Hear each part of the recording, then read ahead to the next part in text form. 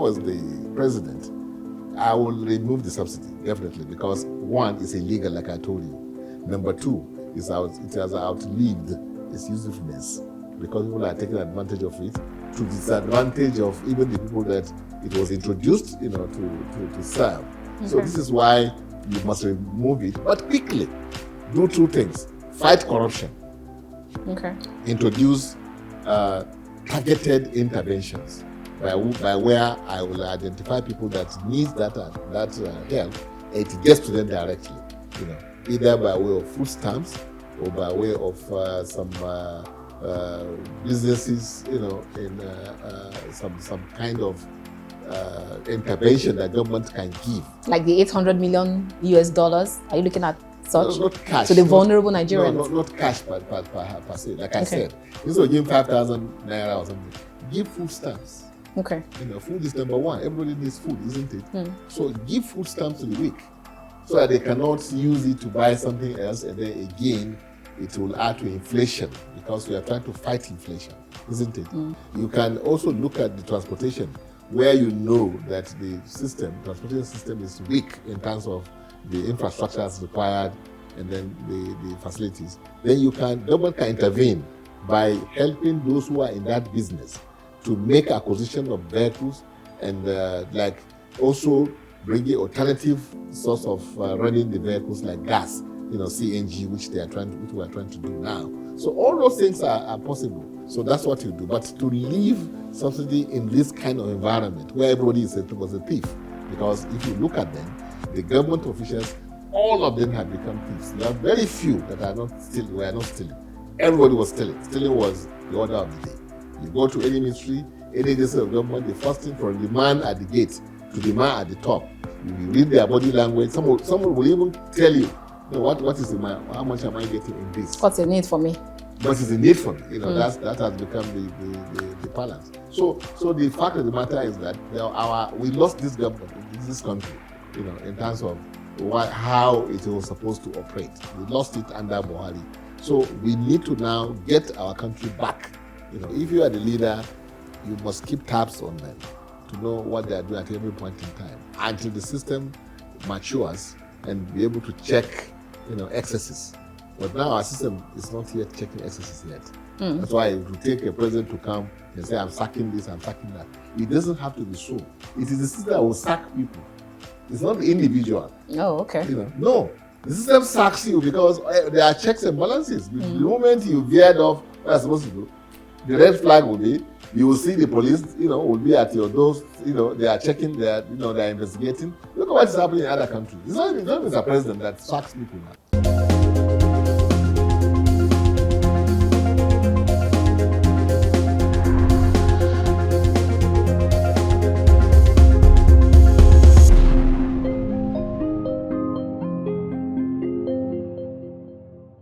Now, in the words of Kofi Annan, a Ghanaian diplomat who served as the 17th Secretary General of the United Nations from 1997 to 2006, he once said, if corruption is a disease, transparency is a central part of its treatment. Okay. Our next one is from David Cameron, who is former Prime Minister of the United Kingdom, and he once said, the evil of corruption reaches into every corner of the world. It lies at the heart of the most urgent problems we face, from economic uncertainty to endemic poverty to the ever-present threat of radicalization and extremisms. Okay, so we'll take our last one, and this one is from Hugert Labelle, who is a Canadian retired civil servant, and he once said, fighting corruption is not an end in itself, but there is a fight for social justice, for peace, and for security. And let's see how where all of this go to be relating and what we are discussing today. Very warm greetings and welcome to The Conversation. We're reaching you from KAFTAN's television here in the nation's capital, Abuja. I am Annabelle Oji.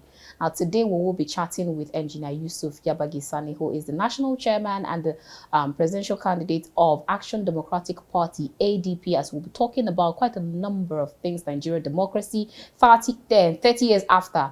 How far so far? Then we'll move straight to the present administration, a few days after. how are we faring, and are we actually, like they say, are we moving to the El Dorado, or where are we at the moment? And then we'll also talk about crude oil theft. Quite a number of things to talk about today on the conversation. So stick with me as we go on this quick break, and when we return, we'll kickstart the conversation after this time out. Join us again.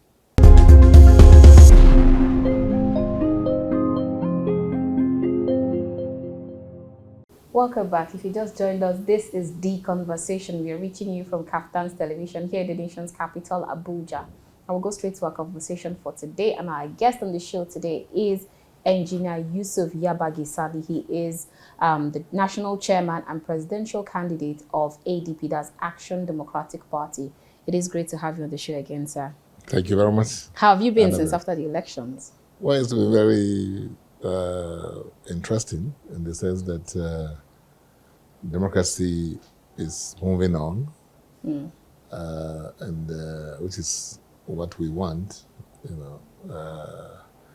Participation in elections is just about how to ensure that the process, moves on. Given the place of Nigeria in the scheme of things globally, not only on the continent of Africa, but all over the world, Nigeria is looked up to for leadership. And we believe that the best way, or one of the best ways we can demonstrate to the rest of the world that we have come of age and we can be regarded as leaders in our own rights is to ensure that we have successful elections. That there is transition from one government to the other, and so that our economy can begin to move, at a faster rate in terms of, progress, and our citizens will, also begin to experience good life, because the resources we have, which nature has bestowed on us fabulously, is not for anything but to give Nigerians good life, security, welfare, which of course is the article of faith between the government and the led, that the citizens, as enshrined in the constitution of the country. So, yes, election is sacrosanct, in every democratic arrangement. So therefore, elections are supposed to be something that we take seriously, but governance is should be taken more seriously. Okay. Because election is like a wedding, whereas governance is the marriage. So yes, we've had elections. We have now concluded the wedding. Now is the marriage. So that's why we feel that all hands must be on deck. The government must run an all-inclusive government. It must go beyond party boundaries. People that have something to offer must be allowed to have a seat at the table, because end of the day, it's about all of us. It's not about APC, ADP, or PDP, or any other party for that matter. It's about Nigeria, and that's where all of us belong. We are all Nigerians. So whatever we can do to promote this country, Nigeria, to take its rightful place in the scheme of things, I think it's not too much. Okay. So that's why I feel good that the elections have been conducted. Well, notwithstanding the fact that some people are in courts. I was going to ask that. Yes, in courts, but also that is part of the process. The electoral law makes room for that if you are not satisfied with what happened, in fact, you can immediately approach INEC, and they have within 7 days to take a look at your complaints and see if they can reverse their decision or do something. If that does not satisfy you, or you can't beat over that, then you have the courts that you can approach. That's why they have the tribunals, to listen to those who have grievances one way or the other. And it's good for the system, because with such grievances, we'll be able to now make the system to become stronger, perfect. We'll be able to see the gaps, the flaws in the system, And going forward, it offers the nation, and in fact the authorities, the opportunity to now see how we can do it better. So going to court is not anything bad at all. You know? Yes. Okay, so I'm going to ask, based on what you just said, taking a cue from what you said, I'm going to ask you two questions, and I'd like you to take them in one breath. Now, you talked about democracy is moving on, even after the election, but yet you have some people, like you talked about, who feel aggrieved, who have approached the election tribunal trying to reclaim their mandate. And according to some of them, they say that democracy has not yet prevailed. And then some people will say democracy has prevailed. So looking at the fact that just a few days ago, we celebrated and commemorated 30 years of democracy in Nigeria, would you actually agree that over time, all that has happened before then and now, would you actually agree that, yes, democracy has prevailed? That's one on the side. And then secondly, with regards to the election, you agree that some people are already in the court, and the electoral process gives room for that. Are you approaching the court, or you feel that all that happened during the election, you don't feel aggrieved in any way at all? Well, okay, to answer your first question, which is about what was it talking about? The first question? The democracy. The democracy itself, yes, whether democracy has prevailed. 30 years after. Some people say it has not, and some people say it has. I'm sure it has. It has, very much so, because if you remember, during the collation of the results by INEC at ICC, there was, an incident that almost, torpedoed the whole thing,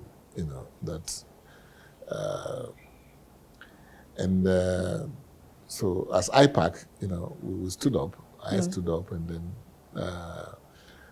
then reiterate what you have just said, that democracy, we believe, it's a journey. It's not a destination. So no matter what happens, since the process itself, allows interrogation, even after the conclusion of the process, no matter how bad the process may be, then we should not allow the system to be truncated, because that's what will happen. Imagine if that system was truncated that day, what are we going to end up with? Nobody knows. It's anyone's guess. And nature abhors a vacuum. Something will come that is not democracy.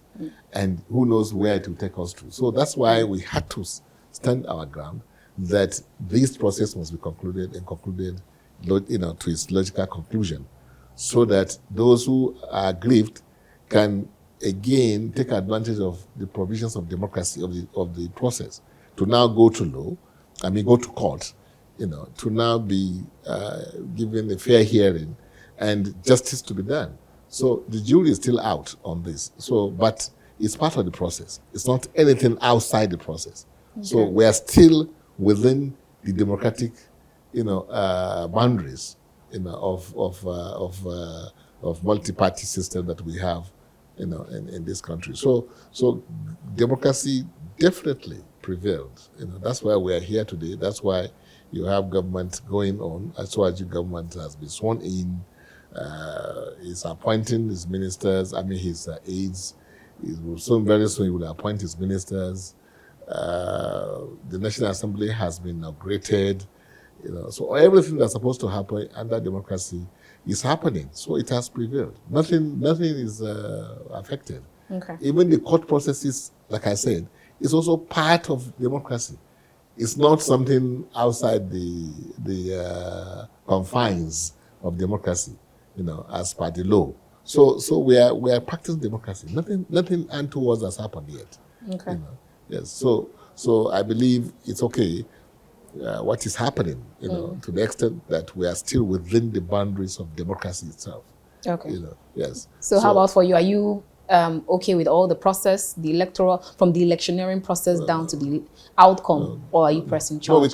Nobody can be okay. Even Asuwaju himself is not okay with what happened, because it's human-made, isn't it? You have human beings involved in the process. They must make either environmental errors or human errors, happens in the process that is man-made and is run by human beings. You have to have some shortcomings in the system. So not even INEC. Even INEC is not happy with what happened, or completely can say, it's 100% perfect. No, unless you want to deceive yourself. So, but what is important is that, are we moving on? Is it, are we making progress in terms of, democracy surviving, prevailing? Yes, we are. So, but again, since people are already in court, and by and large, they are going to address the same issues that we are going to, address. So perhaps it may be better to just allow, those who are already there to do what, in any case, you will do. What will you do? We call attention to flaws, to errors, to mistakes, to what were deliberately done, and let sanctions be applied where it is necessary. Where somebody is to commended, let them be commended. That doesn't, but it should be within the confines of democracy itself, not outside it. Whatever happens, we're not looking for anything outside democracy. It should be within, the specified, boundaries, of democracy. So that's why I didn't bother to go to court. And plus, don't forget that I'm the chairman, national chairman of Inter-Party Advisory Council. So that also confers on me certain responsibilities, that I must be, above board to a very large extent. See things from maybe a higher pedestal, so that democracy can be protected, can be advanced, and it will be looked at as as benevolent as it is indeed benevolence, and we can take advantage of it. Because no other system allows what you find in democracy. Other systems take advantage of you, they deny you, your inalienable rights, freedom of speech, association, and things like that. That is not democracy. That's why democracy, they say, no matter how bad it may look, is better than the best other form of governance. All right, awesome. Now let's start with the new administration. We've seen the step that they've taken, starting from the inauguration speech and all that President Bola Ahmed Tinubu said, starting from the fuel subsidy is gone, and at some point the fuel subsidy removal, with the ripple effect that Nigerians have been facing in terms of the how expensive things are in the market, the inflation, the transportation, and all of that. And also with his recent appointments, some people will come out to say that, okay, he's still tilted towards a particular region, the same allegations that he made during the last administration. Now, if you have to look at, just suppose, everything that has happened in the last few days of his administrations, taking a cue from the fuel subsidy removal, which I know that you have practice around that area, what would you say? What are your response? Well, I think so far so good. It's too early to fault the government on actions taken so far. Too early in the sense that if you take it from the first subsidy, we'll just be postponing the doomsday, during the previous administration. This day that we are in today, this period we are in today, must come. Nothing good comes easy, and you cannot, deceive yourself, for too long. And that's what we were doing. We were living false life before this time in Nigeria. So if you were the president, would you have made that move immediately, or still keep postponing that doomsday? Because we spent too much time on it, we are going to remove. And in any case, it was a fait accompli, in the sense that the previous administration had already enacted the law that had removed the subsidy itself, isn't it? Yes. Also, the appropriation, that's the budget, did not make provision for it. So it will be illegal for anybody to continue to spend money that was not appropriated, or another law has, in fact, outlawed. So that is why he had little or no alternative than to go ahead and remove it. But what I will do as the president, really, if I did that, the next thing I will do, which I think is what he's trying to do now, is to fight corruption. Okay. Because what has led to subsidies not working for Nigerians is corruption. In other climes where you run market economy, market economy, which is the capitalism, isn't it? Capitalism says to you according to your ability, meaning that everybody is expected to be able to compete, and fight for himself. That's what capitalism is all about, It doesn't intend that the government, the system does not intend to feign for weak, citizens in the system. It says everybody should go and compete, go and fight, for yourself, make your earning, your living, get job, work, do your business. That's what capitalism says, So, but again, when you look at governments or you look at countries or nations, you will discover that they are naturally, or there are people that cannot fit into the system, the dictates of capitalism, because of the virtue of their being the way they are, which is not also their fault. For example, you have somebody who has left a job, looking for another job for one reason or the other. He may have been sacked, maybe the management of that organization do not find him any more useful as they wanted. Or you find somebody leaving school, he hasn't got any job yet, right? Or you find somebody who's too old by age, naturally, he cannot compete. Or you find people who are disadvantaged, not because of their own reasons, but by the reason of the fact that the conditions they find themselves are naturally by the nature of the system, or by human existence or conditions. You find those things happening. Okay, so that is why subsidies are introduced. It's not only in Nigeria, even in America you have subsidies. Food is cheap in America because the American government subsidizes food, agriculture, to the extent that food is affordable to an average American. That's what you find in Europe. Medical facilities are made such that it will be affordable to you.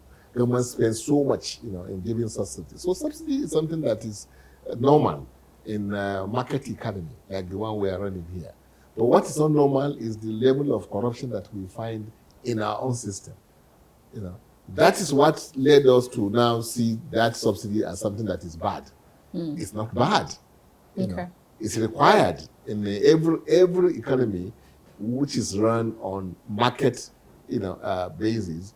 Requires you, government, to now look at the weak ones and give them certain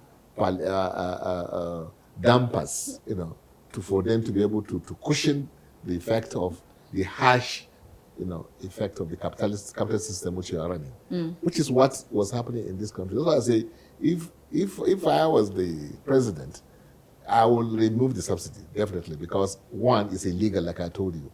Number two, it has outlived its usefulness, because people are taking advantage of it to disadvantage of even the people that it was introduced, to serve.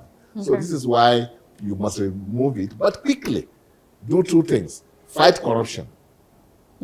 Introduce targeted interventions by where I will identify people that need that help, and it gets to them directly. Either by way of food stamps or by way of some businesses, in some kind of intervention that government can give. Like the $800 million US. Are you looking at such? Not cash. To the vulnerable Nigerians? No, not cash per se. Like I said, instead of giving 5,000 naira or something, give food stamps. Food is number one. Everybody needs food, isn't it? So give food stamps to the weak, so that they cannot use it to buy something else, and then again it will add to inflation, because we are trying to fight inflation, isn't it? Because the only reason why the food removal of subsidy is so good is because it has multiplier effects in terms of pushing up the prices of goods and services, isn't it? Particularly food. So give food stamps to people that should receive food stamps. You can also look at the transportation, where you know that the transportation system is weak in terms of the infrastructure that's required, and then the facilities. Then government can intervene by helping those who are in that business to make acquisition of vehicles, and also bringing alternative source of running the vehicles, like gas, CNG, which we are trying to do now. So all those things are possible that you can do. And then you will now be able to, like I said, give certain cushioning, to cushion the effect of the inflation on the citizens. So that's what you do. But to leave subsidy in this kind of environment where everybody was a thief, because if you look at them, the government officials, all of them had become thieves. You have very few that were not stealing. Everybody was stealing. Stealing was the order of the day. You go to any ministry, any agency of government, the first thing from the man at the gate to the man at the top, you read their body language. Someone will even tell you, what is how much am I getting in this? What's the need for me? What is the need for me? That has become the balance. So the fact of the matter is that we lost this government, this country, in terms of how it was supposed to operate. We lost it under Buhari. So we need to now get our country back, for it to operate in the way that it's supposed to operate, so that we can benefit from these nature benevolence that it has done for us by fabulously making us to be so rich. So if you have to judge from resources, if you have to judge in these last few days, are we there yet? We're on our way to it. I can see direction is in the right direction. Oh, okay. I'm not in any way saying that decisions are the favorable decisions, as far as it is on the nationals. In the short term, I'm talking about the long term now. The long term benefits of it is what I'm looking at. Okay. That everybody will be happy, so to speak. But now all of us will have to put up with the pains. Let us bear with the pains. It's like the bitter pill that you have to swallow if you have sickness, isn't it? And we are sick. We all know that. The economy is sick. Our people are sick. The mentality was a sick one. People were thinking about themselves alone.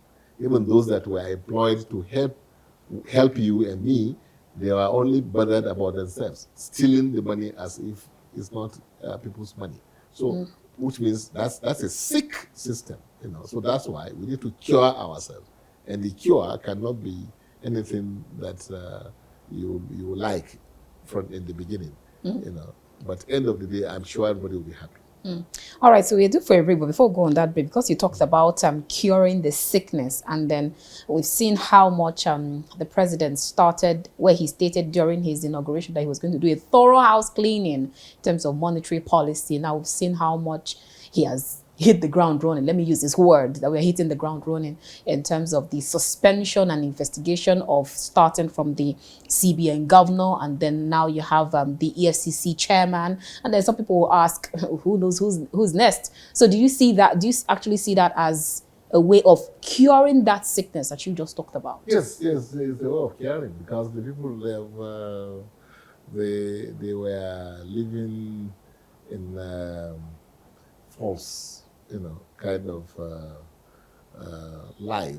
false life in the sense that impunity was the order of the day. They never believe in the government. They never believe in this country. They don't respect our laws. They don't like us, as a people. Those who had the opportunity of, supervising, pretending over our affairs. Even though they are part of us. They are part of us. They don't like you. They look at you as, somebody that, why is he even disturbing us, all this. Believe you me, that's the mentality they had. That's the mentality. They feel that because they are acquiring that position, they are better than you. They are not even like you. They don't even like your laws. They don't even respect them, So that is the situation you have. So you imagine, that's a sick environment, sick system you had at that point in time. So that's why we have to cure it. And that the cure definitely, would not be something that is very palatable in the beginning, But, going forward, I'm sure all of us will be happy. Majority, would be happy. So all I pray is that I hope Ashwadu remains focused. I'm praying that those that he's going to appoint as ministers will be those that will internalize his aspiration, and they will have fear of God in them, and he will be able to keep tabs on them. Because what was missing in the last administration is that there was a disconnect between the president and his men who were discharging responsibilities in the various ministries and various partners and what have you. Because that was the job given to Mr. President, and he delegated them to people like his ministers, like his DGs, his this, and he never cares to check what they are doing. So that was the undoing of that administration. It was apparent. It's not that one is just saying. That was what was happening. And that's why you discover that ministers appointed for 8 years. Most of them were there. He even told them to be there until the last day he's going. Maybe he wanted to say they should even be there. I don't know. But which is ridiculous, really. I mean, this is an environment where unless you want to deceive yourself, that our laws are still weak. The system is still weak. People tend to respect individuals instead of respecting the law. So in that kind of environment, if you appoint somebody, you have to have a close observation on that person's what he does, because he becomes like the law himself in the ministry or where he is. Unfortunately, that's the mentality in Nigeria. So if you are the leader, you must keep tabs on them to know what they are doing at every point in time until the system matures and be able to check, excesses. But now our system is not yet checking excesses yet. That's why it will take a president to come and say, I'm sacking this, I'm sacking that. It doesn't have to be so. It is the system that will sack people. It's not the individual. Oh, okay. No. The system sacks you because there are checks and balances. The moment you veered off what you're supposed to do, the red flag will be, you will see the police, will be at your doors, they are checking, they are investigating. Look at what is happening in other countries. It's not Mr. President that sacks people now. But how about when people now tell you that they have immunity around them? That's the point I'm making. Because you've seen people coming out to say that the suspension of the CBN governor is illegal. And then some people have even tied it around religion and ethnicity. Whatever. That's the point I'm making. That we have a system that is still not yet matured, as it was designed to operate. We are copying American system of government, isn't it? But ours have not matured. It hasn't matured because of the things you mentioned. All these necessary primordial, thinking that, because it's Yoruba, because it's Igbo, because it's not Hausa, because he's a Christian, because it's this, that's what. The system doesn't know that, where it is, why the system works. But here, what works here is, it's our man, so you can never do anything wrong. So that's the point I'm making. So that's why if you are a president and you appoint somebody, you have to have a close, observation, close contact, monitoring.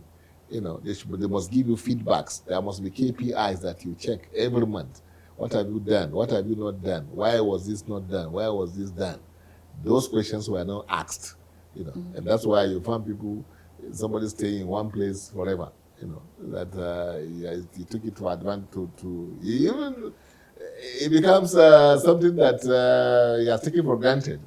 Never believe that he owes you anything. End of the day, that's who are you to come and ask him questions? That's why are you doing this? Where is this one coming from?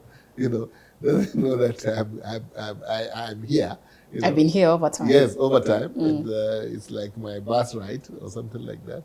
So that is the misnomer that we experienced, in the last administration. That's why I assured you, and I believe he will be different. Okay. Because of the background. They are coming from two different backgrounds. I assured you is coming from a background that is aggressive. Aggressive achievement, aggressive. That's what the people from the West, if you compare them from the people from the North, that's the reality of the situation. Even if you have to look at the fact that the former president was a military personnel. The military, that is even a disadvantage. Oh. Yes, for him to operate under a democratic system where you have to be democratic, you have to be diplomatic, you have to appeal, you have to cajole, you have to find a way by which you get people to now buy into your vision and achieve set goals for you, So it takes somebody to be able to think out of the box. Military people, yes, they are, they live in a mechanistic system, isn't it? Is the last, you obey the last order. That is not their fault. Their profession dictates that you must have people that are almost like robots. They have to be programmed to be like robots. So that when you say go, he goes. Kill, he kills. That is the profession. So, and it's not, I'm not saying that it's a bad one because it has its own, use. You know, that's why they created what you call military. There's a use for, it serves a purpose, you know, for the country. You know, you want to have people that you can say, go and kill yourselves, and they will go. You know, go and kill others, they will go and kill others. So that is what's happening. But those are not the people that you come and bring into government, you know, to run a democratic government. No, they don't suit. They don't fit into that kind of environment. That's the drawback for the last administration, where you had the man that, you know, of course, you can't fault him for that. He spent his entire life in the military. That's what he knows.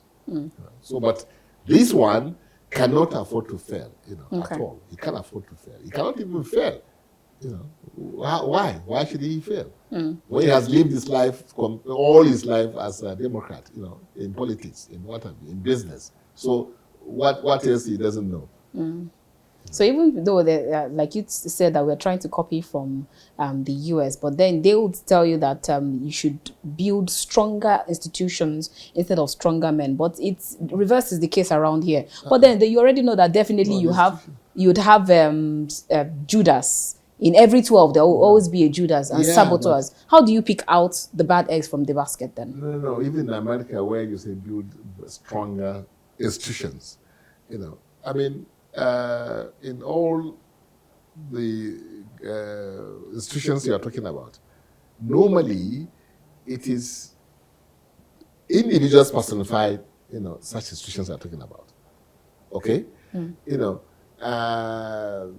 individuals that have the orientation, okay, to operate within the dictates of the institution, laws and regulations and the set objectives of that institution.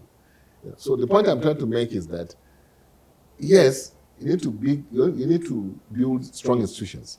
But when you say institutions, you're talking about the buildings, isn't it? Yes. Or the equipment.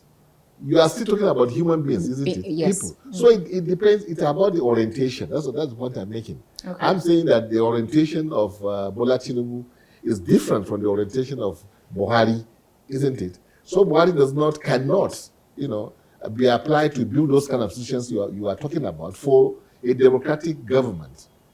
The orientation is different. That's the point I'm trying to make. Okay. You know, it doesn't mean that it's actual. That's why I told you that it's not the person.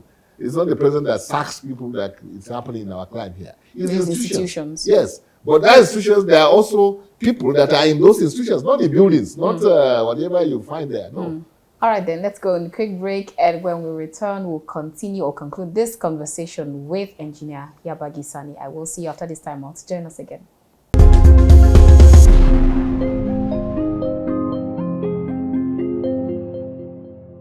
Ashwadu had just inaugurated the NEC, you know, National Economic Council, isn't it? Okay, National Economic Council under Buhari carried out a study on crude oil theft under the chairmanship of Obaseki, the governor of Edo State. In 2019 or 2020, I think it was. They came up with findings which says that in the first 6 months, we lost about $1.5 billion, $1.5 billion crude oil theft. First, which means even government itself, forget about naivety and all these things that are there. Government, as a government itself, conducted this study and found out that they have lost something like close to $3 billion. They did nothing about it. Not one person was taken before the court, or probed, or issued a query, to our knowledge. So how do you run a government like that? You know, so which means, what does that tell you? That all of them are complicit. They are part and parcel of the loot that we are talking about, which is happening in that oil and gas sector. Which means everybody in that system was benefiting, you know, in the loot. And that's why. Otherwise, how would you come out with $3 billion lost? You know, which I know is a conservative figure. What was it? Much bigger than that. I'm sure about that. You know. So, and still nothing happens. Then you come to a General Federation, who is the accountant of the nation, who should tell us how much we are making, what are they? And he's a thief. You know, he's a thief because nobody knows what is coming in. So he can steal as much as he wants. It's like you having a company, your accountant is a thief, your general manager is a thief, your auditor is a thief, everybody is a thief. That's what you have in this client.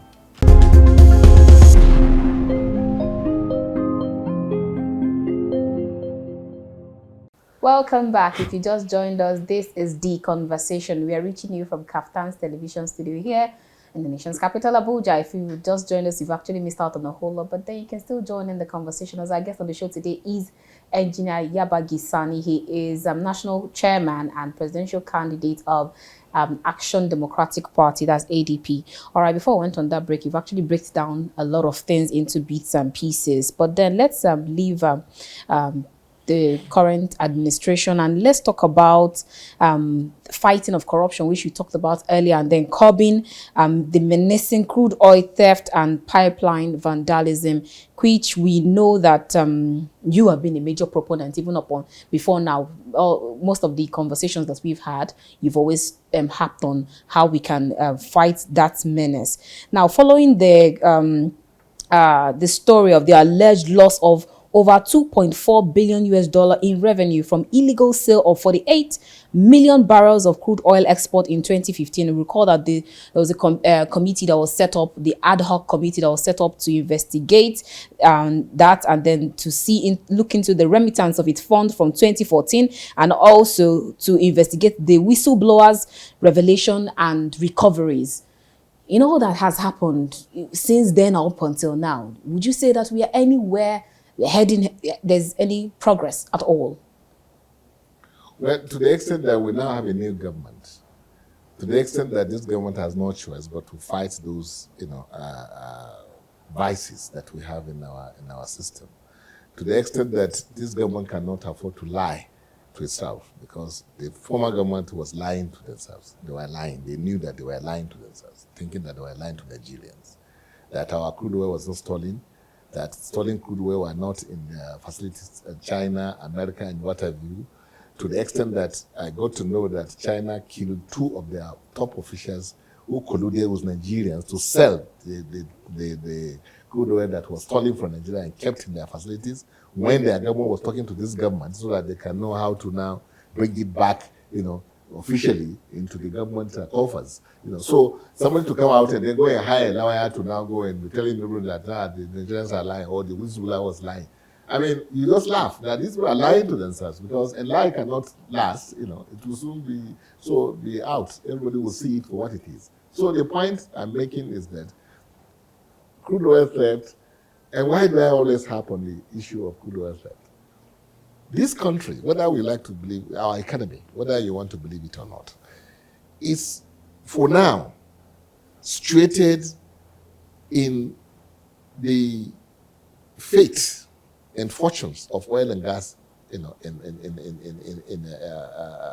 oil and gas. If price of oil goes up, our economy experience, upward trend. Yes, progress.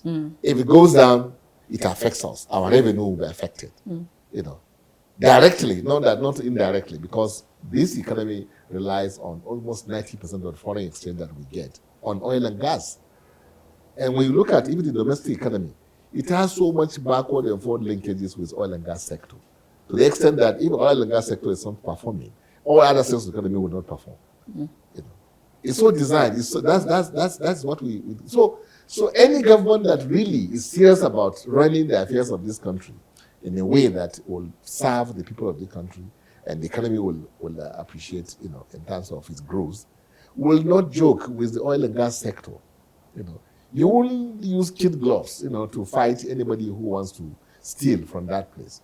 But what we have observed is that it's like they don't even want to talk about it. Even when government itself set up, government okay, Ashwadu had just inaugurated the NEC, National Economic Council, isn't it? Okay, National Economic Council under Buhari carried out a study on crude oil theft, under the chairmanship of Obaseki, the governor of Edo State. In 2019 or 2020, I think it was. They came up with findings which says that in the first 6 months, we lost about $1.5 billion crude oil theft. First, which means even government itself, forget about naivety and all these things that are there. Government, as a government itself, conducted this study and found out that they have lost something like close to $3 billion. They did nothing about it. Not one person was taken before the court or probed or issued a query to our knowledge. So how do you run a government like that? So which means, what does that tell you? That all of them are complicit. They are part and parcel of the loot that we are talking about, which is happening in that oil and gas sector. Which means everybody in that system was benefiting, in the loot. And that's why. Otherwise, how will you come out with $3 billion lost? Which I know is a conservative figure. What was it? Much bigger than that. I'm sure about that. So, and still nothing happens. Nothing. Up to now. So that's why crude oil theft, we must fight it. And how to fight it is like, anyway, the government, I'm sure there are people that, they must know what I'm talking about, and they must be able to find solution. But the solution is this.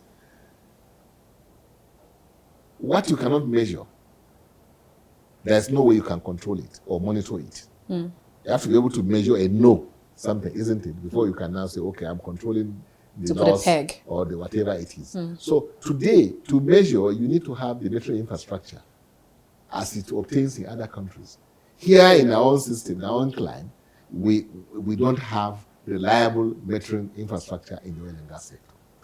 And there's a whole department that the Constitution made provision, created to do that. Is under Federal Ministry of Trade and Investment, called Waste and Measures Department. That department is in comatose. They killed it deliberately, so it will not do this work. You have Revenue License Allocation Commission that's supposed to monitor, everything that we make. Disbursement. Yeah, disbursement and even the flow, the inflow. They are supposed to monitor the inflow. The Revenue License Fiscal Allocation Commission, and then distribution, like you said. But how equipped are they? They are not equipped. They don't have the tools for them to be able to monitor the inflows, to know that, okay, what is coming is the actual thing that should come. They just sit in the offices and say, this is how much has been brought into the federation account, and that's what they work with. They have no other means to go and check and cross-check.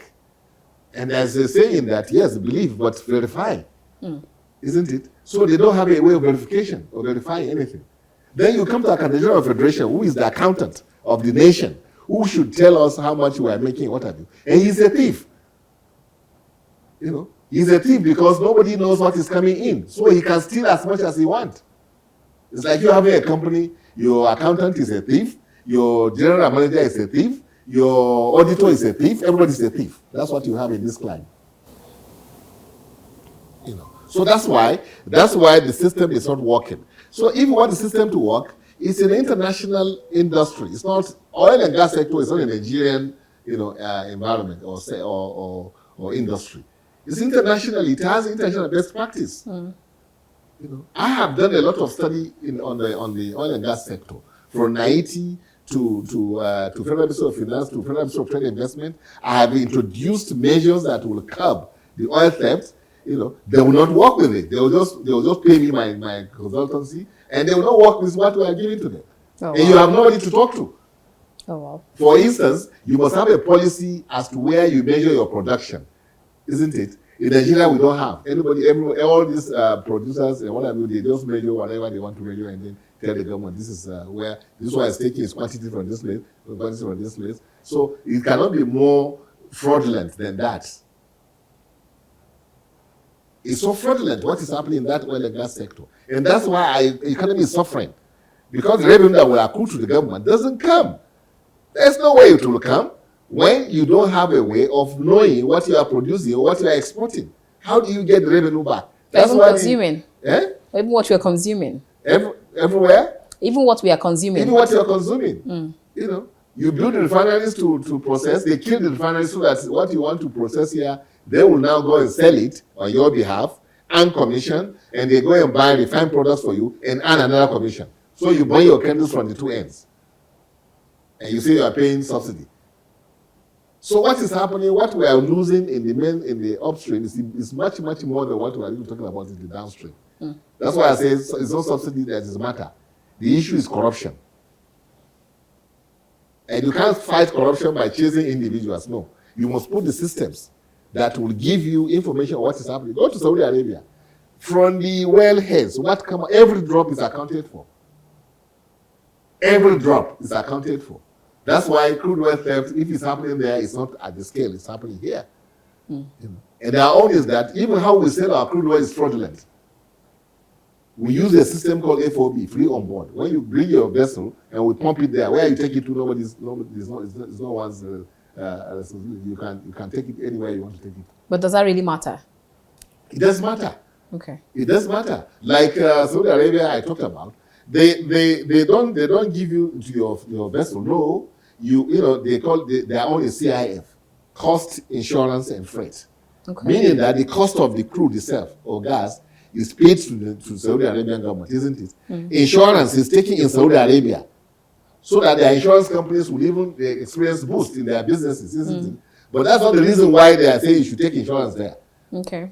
You know, and then you talk about freight. You know, that means the ship, the vessel that will take your crude oil is owned by Saudi Arabia.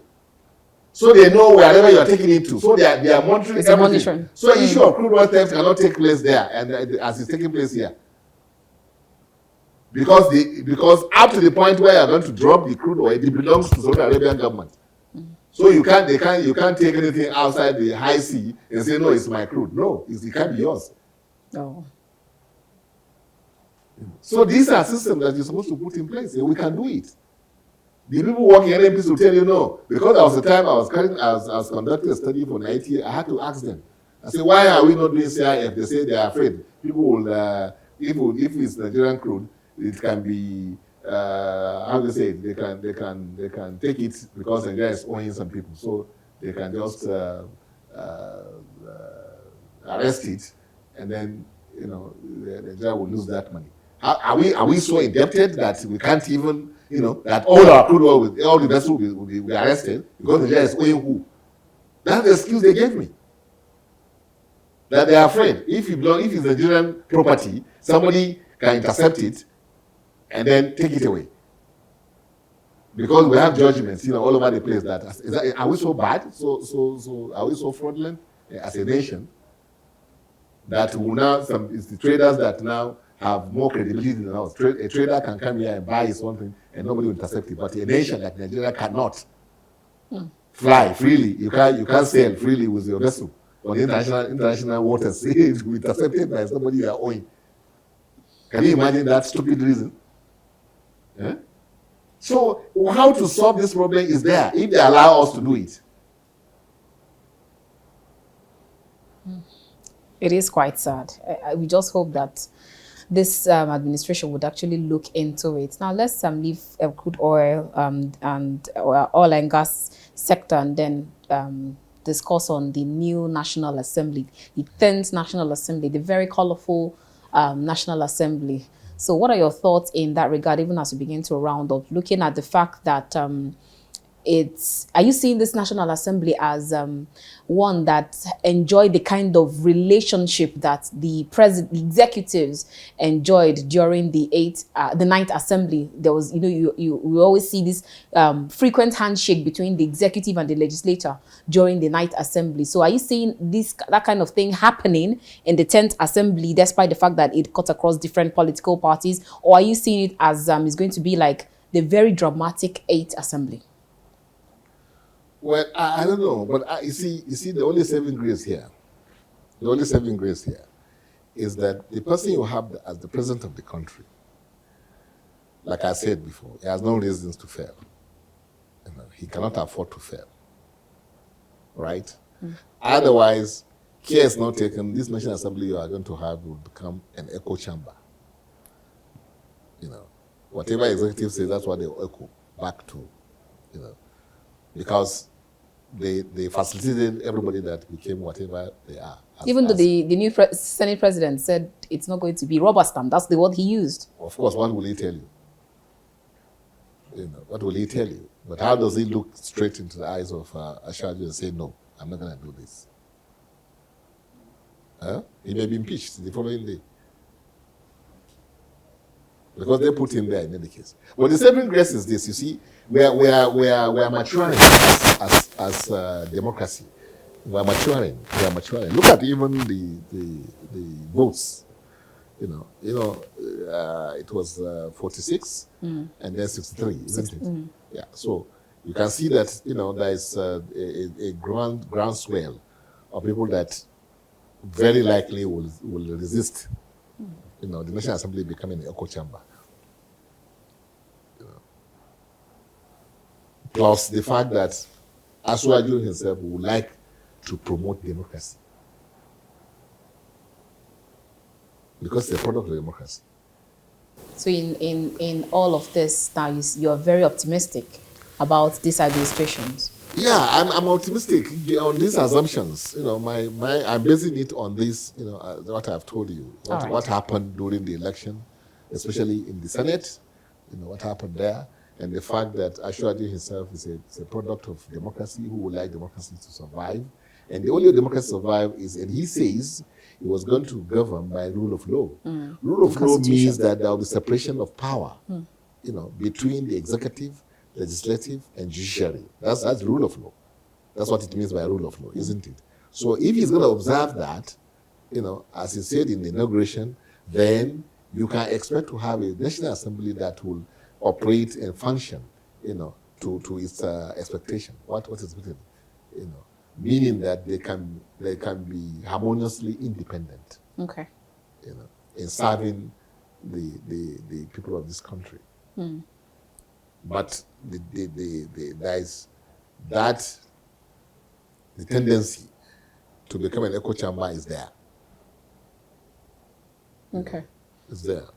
So how about a federal character principle? Since you talked about what he said in his inauguration, that he's not going to rule, but he's going to govern based on the Constitution. So how about federal character principle as dictated in the Constitution? That's section 1423. Yeah. No, that I'm sure will happen. I expect that to happen. I expect him to ensure that his government is not looked at as a one-sided government by way of ethnicity, or region, that everybody in the government are from this house or from a Yoruba flock, of Yoruba extraction. Or the 5% that gave him votes, like we heard some point. Yeah, well, they gave him the vote or something like that. So I believe that being a Democrat himself, he will try to see how he strikes that balance. What I don't like is they are happy that, we want to have a government of national competence, For God's sake, this is democracy. I appreciate merit. I appreciate efficiency. But you have to be effective too. Okay. And to be effective is that, like you are saying, there's representation of all, constituents, sentiments are taken into consideration in your government. Let me see the government and be able to identify with it. That's how you'll be effective. Otherwise, you can be efficient there, but somebody will sabotage you. It's not my government. So that's why national competence does not fit into a democratic environment, governance that what we have. It has to be efficient, yes, but effective. Okay. Thank you so much for your time with us, Engineer Yabagi Sani. It's been it's always a pleasure having these discussions with you. Yeah, okay, thank you very much. All right, viewers, that's where we end this show for today. We have been chatting with Engineer Yusuf Yabagi Sani. He is the national chairman and presidential candidate of the Action Democratic Party, ADP, and it's been a wonderful time here on The Conversation. I will see you next time. Keep watching The Conversation. Until I come your way again, the nation's capital, Abuja, I am Annabelle Oji. God bless you and yours, and God bless Nigeria.